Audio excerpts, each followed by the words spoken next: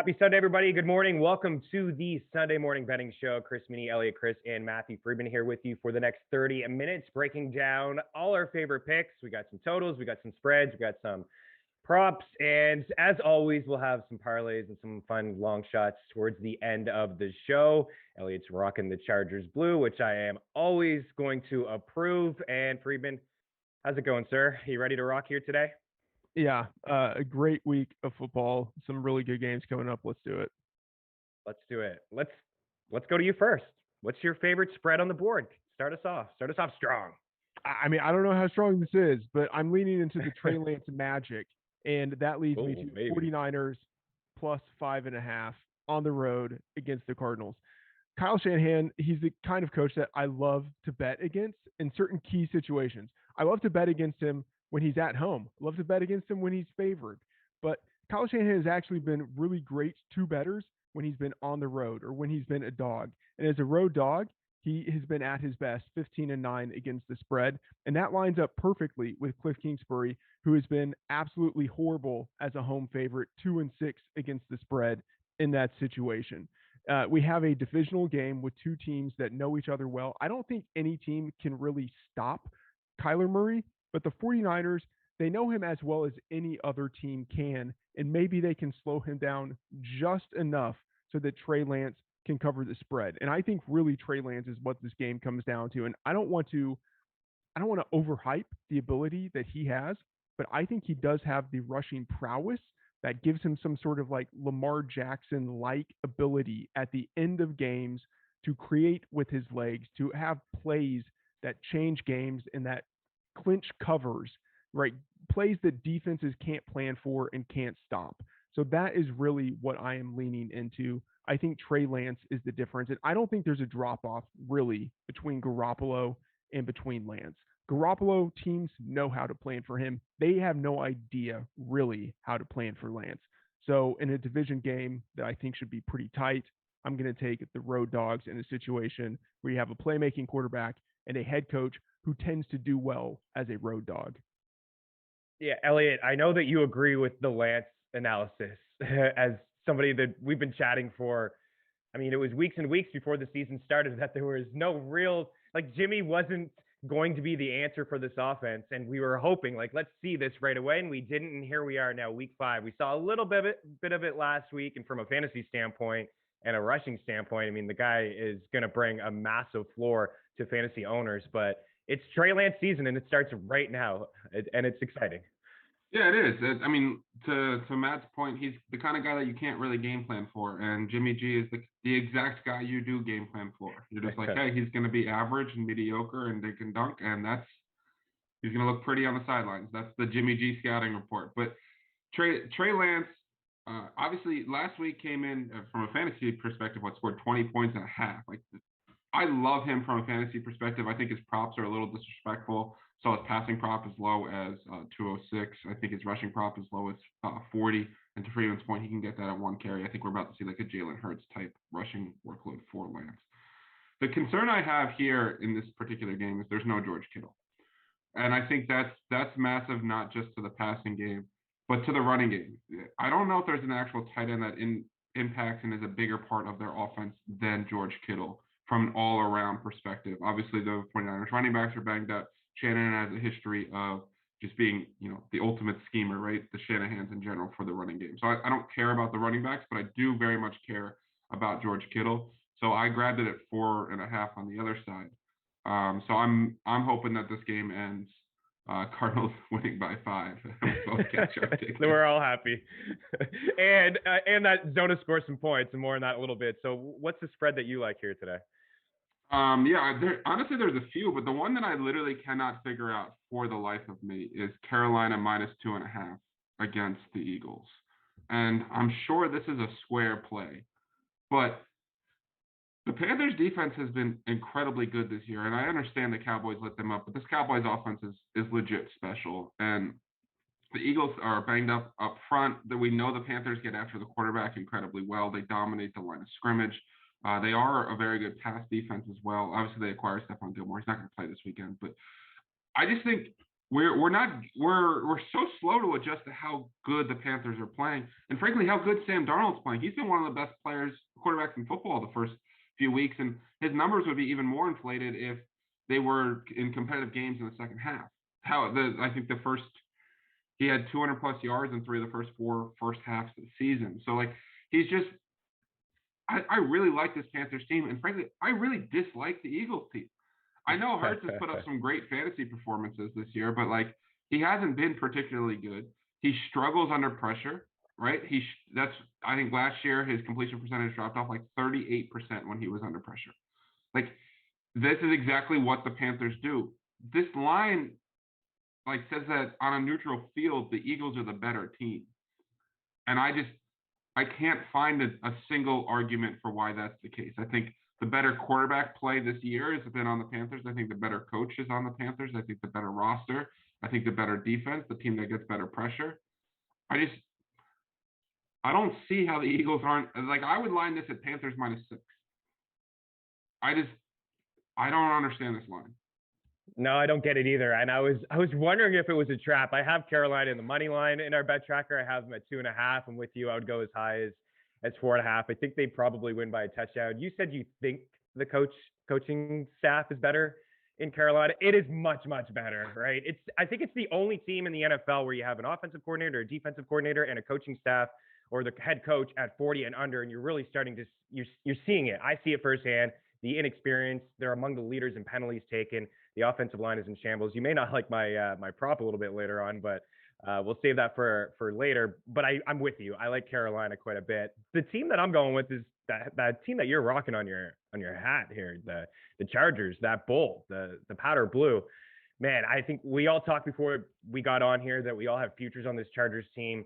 I think we're all gushing over them a little bit, especially me with the coaching staff. Man, Brandon Staley is becoming one of my favorite just humans in sports in general. I like hearing him talk about the game of football, and I like the stones that he's had so far with this Chargers team. So they got the Browns here, and I really like Cleveland. Like Cleveland's, there's so many reasons I like Cleveland. I've been to First Energy Stadium. I love the Meaney lot. I like the fan base. They're going to be full in effect at the stadium here today because they travel really well. But you know what? They're really one-dimensional right now. The defense is great. They generate some pressure. But that Chargers front has been super impressive. Seeing here that Justin Herbert has been pressured on just 25% of his dropbacks, the 5th lowest mark in the NFL. And you saw in week 1, and Austin Eckler was really just protecting and chipping and trying to help block there for Rashawn Slater. And dude doesn't need any help at all. I like this Chargers squad defensively. They have a lot of solid players. Derwin James is one of my favorite players in the NFL. And I'm really buying into this injury for Baker Mayfield. I know it's not his throwing shoulder, but playing through a torn labrum. That's why I feel like they are one-dimensional. They've had success for years running the football. I love their offensive line. I really like Nick Chubb. I wouldn't be surprised if it's another game with over 80 yards. You can run in the Chargers. I think today is going to be a little tougher for them to run, knowing that Baker hasn't really been taking some shots down the field. So if this game is tight at the end, I got to go with the better quarterback in Justin Herbert to march his team down the field and just win at home here by a field goal. So I am rolling with the Chargers here today. Freedman, we'll go over to you. You got a total for us? Yeah, I'm going to be a donkey and say Broncos, Steelers, under 39.5. In the bet tracker, I got this at 40.5, but I still like it at this number. The Broncos have gone under every game this year. The Steelers have gone under in every game this year. And I think you look at the way these two teams are constructed, it makes sense. For the Steelers, they have Ben Roethlisberger, quarterback, who just refuses to push the ball downfield. And they have a defense that is above average. The Broncos have an elite defense and a quarterback in Teddy Bridgewater, who, although he's playing the best football of his career, is still more of a game manager and a guy who looks to limit mistakes as opposed to a guy who's looking to exploit the edges that a defense will provide. He just takes what the defense gives him. And so when you have two offenses that are happy to move the ball methodically at a slow pace and maybe really don't have the capacity, the ability to move down the field in an aggressive way against two defenses that are very good, that just feels like a very strong recipe to the under. I have to say, I'm deathly afraid of the pick six in this scenario because something like that, I feel like that is the way, like a blocked punt returned for a touchdown, something like that. I feel like if the over hits, it will have to be a scenario where things outside of what we normally see on offense drives this game to the over. But in general, I really do like under 39.5. Two defenses that really know what they're doing against offenses that just aren't looking to move the ball. At least it sounds like Teddy Bridgewater is starting, so that kind of limits the pick six with Drew Lock on the sideline. So I would agree with that. Yeah, you mentioned both teams. They've yet to play to the over. They're the only two teams in the NFL that have played to the under in each of their 4 games to start the season. The other total, I'm not going with it here on the show, but you said, I feel like a donkey with the under 39.5. New England and Houston, that's another one that's pretty low that I don't feel gets the over. I don't see any offense at all from Houston, and I think New England will run the football here a bit. Eliot, we'll go to you. What's the total you like? Yeah, so before I get to my total, I just want to say one really interesting bet you can make in that Steelers game. The Steelers' lowest scoring team in the NFL, or this Sunday, at 18-1. Man, very likely. Love it. The Broncos are 12-1. So but the Broncos are now favored. So I think that's backwards. The only thing that's probably going to get in the way is the fact that Davis Mills was playing quarterback today. But a total I love, and it's 47.5, 48, depending on what book you're looking at, is Dolphins Bucks over 47.5. And these are two teams that are top 3 in pace if you eliminate the 2-minute drill. If you look at the Dolphins, they throw the ball 71% of the time when trailing. The Buccaneers have allowed the most passing yards in the NFL through the first 4 weeks of the season, have not been able to stop anybody, and now Carlton Davis and Sean Murphy-Bunting are out for this game. Jamel Dean will play, but Richard Sherman and Pierre Desir, those guys have seen better days. And this Dolphins defense, as much as we hyped it up coming into the year and it lived on turnovers, has not been very good. They're giving up 27 or more points in 3 straight games. The last time the Bucs were big home favorites, they dropped 48 points on the Falcons. The Dolphins also really struggle to cover the deep ball. And I think that one of the things we saw last week with Tom Brady is that they could have dropped 35, 42 points if he wasn't missing open receivers all day long. And I think that was the emotional aspect of everything. I don't think that'll be the case this week. Byron Jones is banged up. That Dolphins defense is banged up. I just think that, you got great pace. You got a ton of throwing. You've got a bad Bucs defense that'll allow the Dolphins to score enough points, and a Bucs team that has shown they don't care if we've got 31. We're going to continue to score. So I love the over in this game. Yeah, I like that call quite a bit too. Yeah, Brady after last week, I think he gets right. Part of that was on the weather, and I'm sure he was very emotional in that game, and he missed some throws that normally you don't see him miss. So we're kind of here on Zona and a little bit on San Fran. I think ultimately a 32-27 game would work out for all of us. I'm taking the over 27.5 on Arizona's point total here. They're the 4th team since 1970. I was telling you guys this in the green room, and Tino has heard me say this, I think, a couple of times. I'm just fascinated with what's happening here with Arizona this season.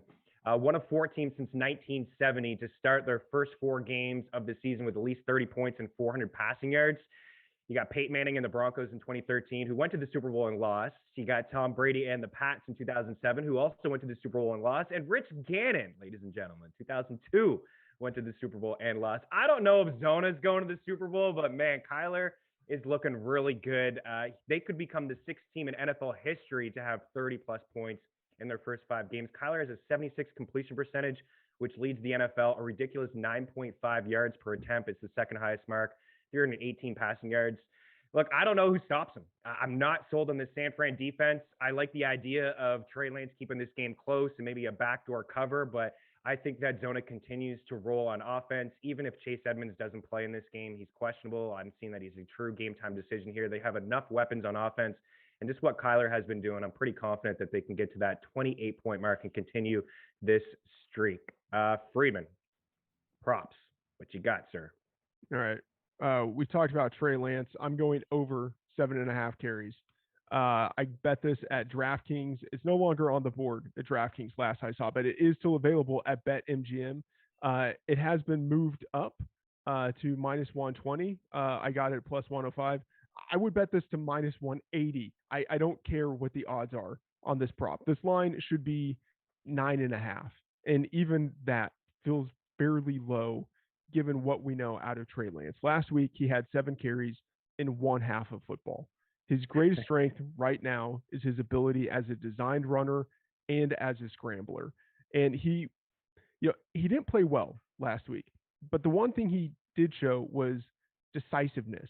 He was either throwing to his first read or he was pulling the ball down and running, which is a great thing for us to see for this prop here, because I think we are going to see designed runs and we're going to see him scrambling when his first read isn't available. I think Kyle Shanahan is going to leverage his rushing ability as much as possible. And I looked back to see what Robert Griffin did in his first 4 starts with offensive coordinator Kyle Shanahan. 9 carries, 11 carries, 13 carries, 8 carries. The prop 7.5 today. Again, I feel that is at least 2 carries too low. So easily, I'm going over 7.5. Oh, baby, the Lance dance, Eliot. It's here. We're getting it. 7 carries in one half. In one half. I love it. Eliot, what do you got for us? Yeah, I love that call. I think it's awesome, Freeman's spot on. And you talk about his first read. That first read is going to be Deebo Samuel a lot today. I'm going to stick with the same theme. Jalen Hurts over 7.5 carries, and I don't understand. This is another one. What are we doing here? I appreciate it, but he's now started 8 games, right? He's only completed 7, but he still has 8 or more carries in 7 of 8 games. In the one game he didn't, he only had 7 carries. Like, so it's plus 105. Like, you're giving me plus money on something that's happened 7 of 8 times. It probably has closer to an implied probability of what? 70% than the 48% suggested. It's just, this is what he does. And they're designed, they're scrambled. They play with phenomenal pace too, right? I think they're 4th in pace, so they're gonna have a lot of play volume. So I know my analysis isn't like mind blowing right now. It's just I don't understand why this line is what it is, so I'm gonna take advantage of it. I think it's worth highlighting this, Eliot, because these lines for running quarterbacks have been off for years from the sports books. Going back to Lamar Jackson, going back to the early days for Kyler Murray. Sports books are just having a hard time, I think, adjusting to the new order of rushing quarterbacks in the NFL. And I'll also say a lot of really sharp people who create projections, they're also slow to adjust. And I think it's just, they're not taking into account the types of players, but then also maybe the willingness of play callers to adjust to the players that they have.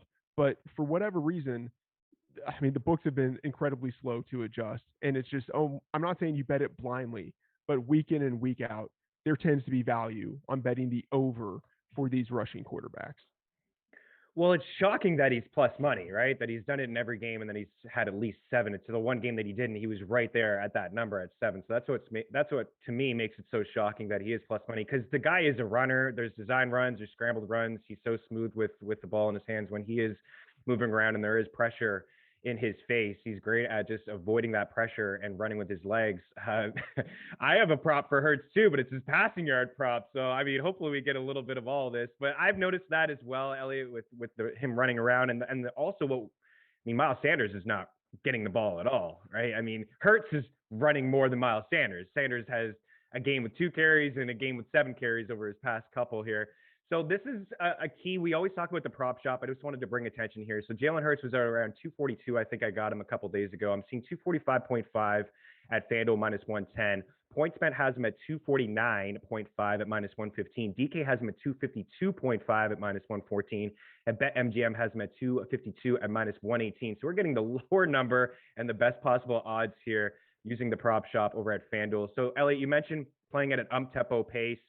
Throwing quite a bit, 387 yards last week, 326 the week before that. 87 passing attempts for Jalen Hurts over the past 2 weeks is the 4th most, tied for the most in dropbacks with 105 with Tom Brady. He's averaging 291 passing yards in 4 games this season and 287 in his 7 completed games, because in 2 of 3 last year, he had 300 plus, one with 338 and 342. I have the same respect that was brought up earlier about Carolina's defense. I do like their defense. They're among the leaders in not allowing passing yards, the 2nd fewest. But let's also keep in mind that they have played the Texans, they played the Jets, and they played the Saints. So yes, Dallas, great offense, kind of ran all over them. The Eagles are not going to do that. They're not going to run the football. It'll be Jalen Hurts playing from behind. You get his rushing prop, you get the rushing attempts, and I think that he gets into that 280 mark yet again. Like I said, 9 carries from Miles Sanders over the past 2 weeks. So just not getting him involved, and the offensive line is really depleted right now. So that's what I got. Elliot, do you agree with that, or is it just like a rushing attempt for you and that's it? Oh no, I think they've just lined Jalen Hurts completely wrong the entire season. I got it at 238 on FanDuel. Oh wow, okay.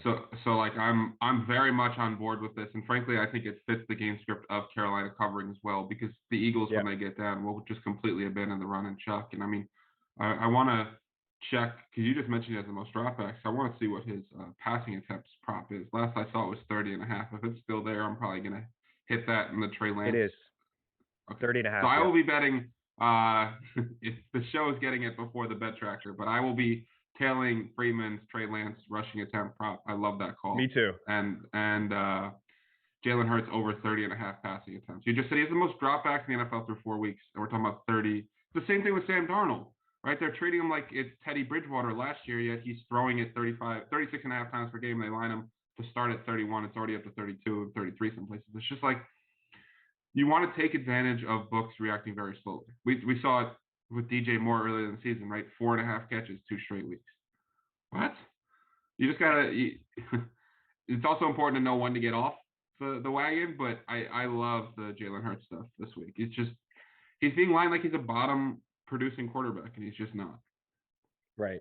I may have misspoke. It's 105 over the last 2 weeks, which is tied for the most. But yeah, I'm seeing 30.5 on DK minus 120. Heck, you want to go over 31.5 is plus 100. So, I mean, another passer temp or two, you're going to get plus money there. Yeah, you mentioned DJ Moore. Cooks is another one at 5.5 grabs. He's still getting a lot of targets. Last week was just a rainy game. Like, he's plus money for 5.5 grabs. Laviska Shenault is another guy I wanted to bring in. I like just his usage last week, guys. He has an 8 out of 6.9 on the season, and it was 13.57 last week alone. So you can just imagine what his A dot was over the first 3 weeks of the season with no DJ Chark. He was used a lot differently. He's at 5.5 as well. He had 32% target share and 48% of his team's air yards last week. Both marks inside the top 10 using the free air yards tool over at ftnfantasy.com. Elliot, you got a fun one? A Sunday special or anything like a same game parlay? You got anything for us that you can round out the show with? I'll give you 2. I love the Laviska one too. Especially when you realize that the Titans are giving up like 8.24 yards per attempt over the short middle of the field, and that's where Shenault crushes. I think he's in for a big game. Plus, you got the squeaky wheel with Darren Bevel saying they want to get him more involved. I like the Bucks to be the highest scoring team on the day. That's 12-1. Typically, these highest scoring teams are not in back and forth games. They tend to be more in stomp out games, and I think we've seen the Bucks do that. Plus, the Bills Chiefs game is going to experience a lot of weather tonight, so maybe that keeps that game a little bit lower scoring, and the Bucks can, if you need about 40 points to hit that number, and I think they're one of about 5 or 6 teams that can do that today. So that's 12-1. Let me drop a 90-1 bomb on you. Oh, so, yes. This is what Freedman lives for. Freeman's like backup tight end unders all day long. It's like 90-1. Let's do it. So,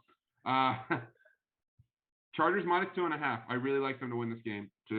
Tailing you on that, the torn labrum thing, right? I think Mike Williams, we're getting a discount on him right now at 63.5 and to score a touchdown. You're looking at a guy that through the first 3 weeks of the season led the league in red zone and end zone targets.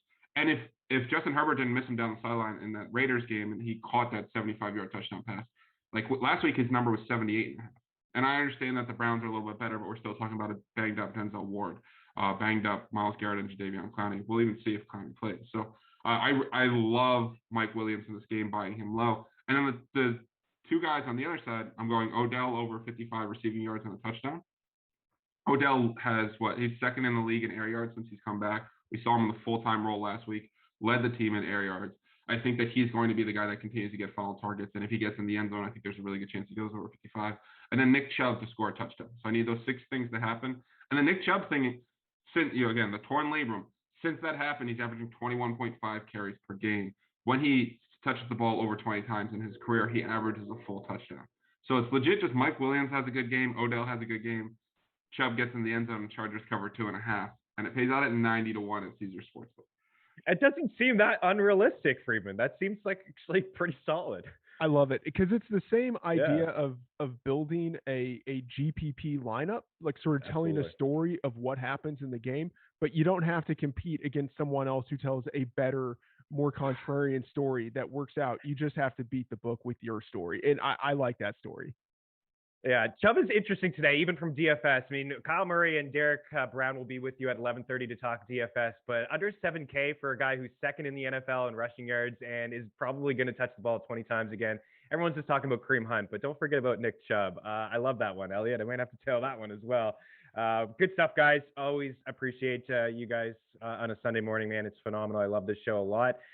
Freedman's going to be with you guys for the next 30 minutes or so. Ask him anything. It's sponsored by Jock Markin, and again, Kyle Murray and Derek Brown with you from 11:30 to 12:30 to help you get your set your lineups right. We got wow, a blowout, 17-0 Falcons, guys, 17-0. All right, we'll talk to you guys soon. Good luck today. Cheers.